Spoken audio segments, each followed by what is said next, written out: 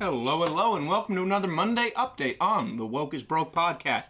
I'm your host, Joshua Stanko, and I gotta say, it is a lovely Monday. We finally have some fall weather down here in Savannah, Georgia, and I can enjoy going outside again, which is a nice change up for sure. Regardless, we do have some updates for you in regards to the border. Governor Abbott has decided to stick the finger to the Biden administration. He's gone out there saying that he is going to hire any border security that the Biden administration decides to overtly punish for doing their job. Meanwhile, Jen Pinhead Psaki, she went out there in regards to the border and said that she's a little bit tired with Republicans in regards to the criticism. Here's what she had to say.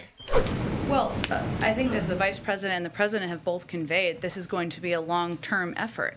And what the focus is on is addressing root causes like corruption, like economic circumstances that are... Economic migration, she just said it. ...to come to the United States. So that requires working with governments, both to put in place new migration proceedings and processes or limitations sometimes at borders. We've seen some impacts of those over the course of the last several months. It also includes providing assistance and engaging closely with these leaders on what steps can be taken. And the Vice President has been deeply engaged in this. But again, as it relates to Haiti, as it relates to our broken immigration system... It's broken because you broke it. The immigration bill needs to pass Congress. It's a broken system, one that is ineffective, one that is not moral in many cases at this point in time. It's long overdue. There are a lot of Republicans out there giving speeches about how outraged they are about the situation at the border, not many who are putting forward solutions or steps that we could take. So we're a little tired of the speeches. We'd like to partner on solutions and working together to address this problem that has not been partisan in the past.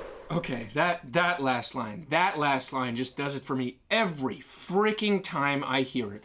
Let's get something straight here. The Democrats have done nothing but bitched and moaned for 4 freaking years about the border situation under Donald Trump. The border situation that every border expert, every top tier guy has said that under Trump, it was the most secure, most efficient system in place that we have ever had. And yet we had Democrats like AOC going down and crying outside of empty fence because of the humanity. Meanwhile, months into the Biden administration, what do? They tear down the old system, and we have all kinds of new historical records being set. Historical illegal crossings. We have 20,000 children being held in cages at the border. We have crime. We have rape. We have illness breaking out in these border facilities. And Jen Psaki's a little bit tired of the speeches. She wants to go out there on the record and say that she and her administration are a little bit tired of being criticized for the poor handling of the border situation under them. She wants to go out on the record and say that, fine. I want to go out on the record and say this. Kiss my ass for the record. The system is broken because you broke it, okay? You guys don't give a shit about the humanity of anyone down at the border. Not our people or the migrants. You are more than happy to turn a blind eye to human suffering so long as it is politically convenient for you to do so. Okay? So no, I am not going to just shut up. I'm going to criticize you because you guys are worthy of criticism. Everything that you have done has led from bad to worse at the border. Every freaking thing. And now we are at the point where Texas has to build its own wall because you won't. Texas has to send law enforcement to the border to get a handle on the situation because you won't. Texas has to hire the border security because you are vilifying them and threatening them. All right? Your job as the federal government is to protect the people of the United States of America, and you are doing such a piss poor job of it that the freaking state has to do it for you. That is how incompetent you are. And it's unfreaking believable. It's unbelievable. Or maybe it's not. I don't know. The incompetence of the left certainly knows no bounds. That's all I can say on that. Moving on. Now, if you were born prior to the last 72 hours, you might remember on our Friday show, I had mentioned that White House reporters, several White House reporters, filed a formal complaint against President Joe Biden for not taking questions. They were kind of pissed at him because he had a meeting in the Oval Office with the UK Prime Minister. And again, took no questions from the press. Meanwhile, the UK Prime Minister, Gary Busey, did take questions from the press. And Jen Psaki, of course, the lovely Miss Psaki, so aptly put it that it was the Prime Minister's fault that the President didn't take any questions. Well, the British Prime Minister in the American Oval Office called on British reporters, and then when American reporters tried to call on the American President, we were escorted out, let's put it that way. Well, I think in that circumstance, and I think our relationship with the United Kingdom and with Prime Minister Johnson is so strong and abiding, we will be able to move forward beyond this. But he called on individuals from his press corps without alerting us to that intention in advance. Well, on Friday, after this show, that excuse fell flatter than Nancy Pelosi's face after her collagen injections run out.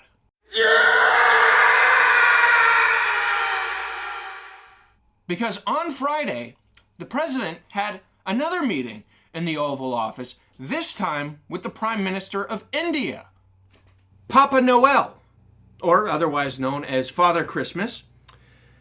And Biden had some interesting things to say about the press in that meeting. Let's check it out. I think what we're going to do is bring in the press. The Indian press is much better behaved than the American press. I got to watch out; they'll knock one another down.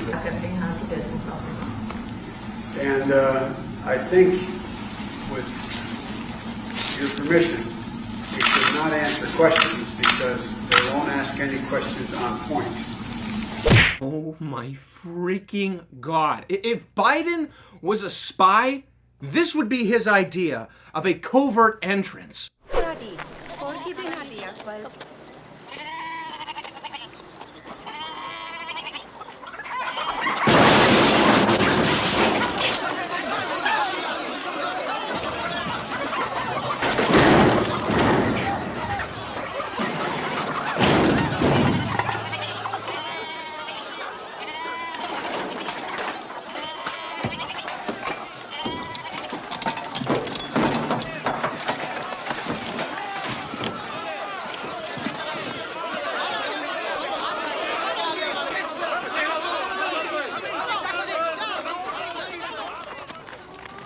Is one of these people our contact? Okay. Who led the American League in home runs in 1953? I mean, the man is a blessing and a curse, all right? Because none of the bad shit stays secret with him. He will say the quiet part out loud every freaking time. Whether it's the State of the Union address where he goes out there and says, the people are the government and the government is the people, right? Or whether it's in his interview with George Snuffleupagus, right? Where he's saying, it's been 2 days, man, right? In regards to the people falling out of airplanes in Afghanistan. It's been 2 days, man, get over it, right?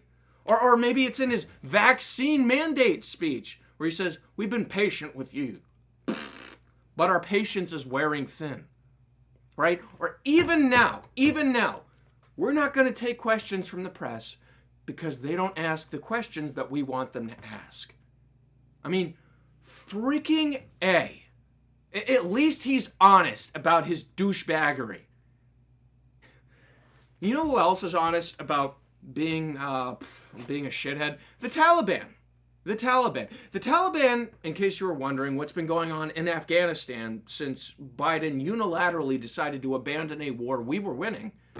The Taliban have taken to displaying bloodied corpses in the town square. And I gotta preface this. This image that we're about to show you, it is disturbing. It is graphic. Skip ahead if that's too much for you. Here we go. A man hanging from a crane, a bloodied corpse hanging from a crane. Not the only one, mind you. There was like 3 or 4 dead bodies put on display in the town square. Now, the Taliban, of course, are saying that these men whom they killed and put on display were kidnappers, right? This comes by way of Reuters, mind you. They said, footage of the blood-stained corpse swinging on the crane was widely shared on social media, showing a note pinned to the man's chest saying, "This is punishment for kidnapping." Now, I want to be clear. The Biden administration, just a few short weeks ago, went out on record praising the Taliban, praising them, saying that they were businesslike and professional, right?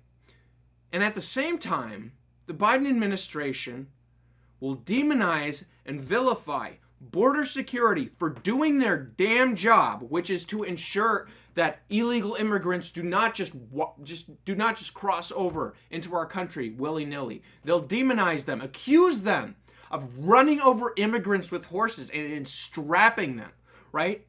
So even though that those accusations are false, even though that the photographer who took those photos, who took the photos of the alleged whipping incident, right? That photographer came out on the record and said some of the Haitian men started running, trying to go around the horses.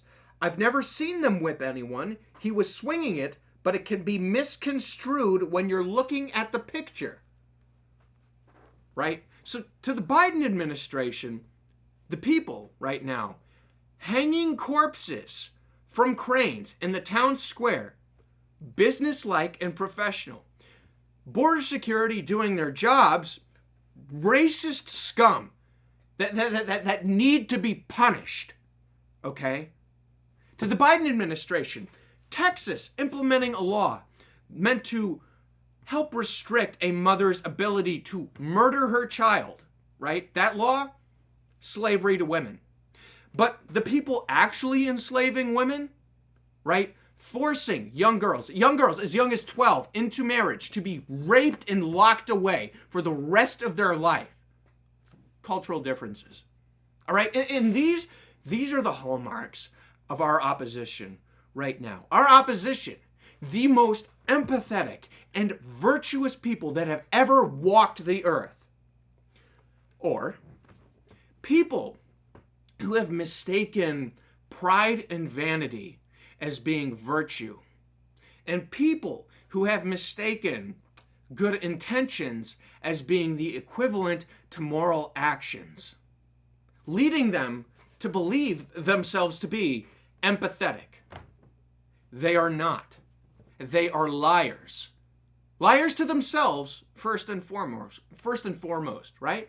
Because the rationalizations that they wake up and feed themselves day after day after day after day to justify the evil that they do, right? Those are lies too.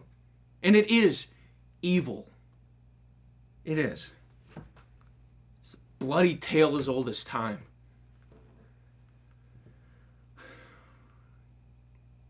You know, nothing gets me more than hypocrites. And don't get me wrong, I recognize every human is a hypocrite about one thing or another at some point in their life, right? Right? Smoking's bad, right? No, I don't smoke. I do it for the show, it's a little prop thing, right? I'm a hypocrite in that fashion. But there is an overt difference between that kind of hypocrisy, that kind of day-to-day hypocrisy, and the hypocrisy that comes from people who pledge their lives, their reputations, their words to the claim that they care about other people, that they care about human suffering, and then do everything, and I mean everything, within their power to ensure that the policies put in place to advance the protection of people don't have a thing to do with morality. And if you take morality out of the equation, bad shit happens every freaking time. You've seen this play out over and over and over again, and we're going to see it play out over and over and over again after that.